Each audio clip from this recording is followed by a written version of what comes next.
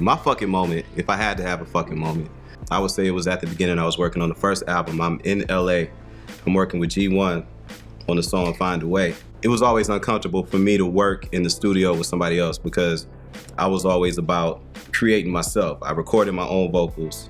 I made my own music. So once I signed with Virgin, I had to work with other people, and it was different for me. It was strange. So I'm working with G1. Prior to Virgin, I was more so a rapper than I was a singer.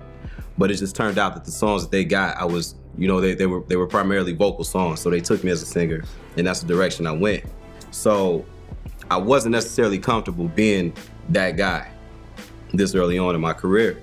So I was in the studio with G1 and I'm cutting the vocals and I'm getting frustrated. And G1 was like, come on, man, let's do it again, man, let's take it again. I was like, bro, I don't even want to do this shit, man. I want to be a rapper. And he was like, what the fuck? You know what I'm saying? And that was my fucking moment. I was like, man, I don't want to do this shit. And he said, man, you ever seen the type of women rappers get versus the type of women the singers get? He's like, man, go cut the vocal. And that was my fucking moment. I said, you're right, I want to be a singer. So I worked that much harder. I remember talking to him about the Biggie versus Tupac thing. And he was like, yo, when we cut the record with Big, we went in there and we dropped our verses. Killed it, you know what I mean?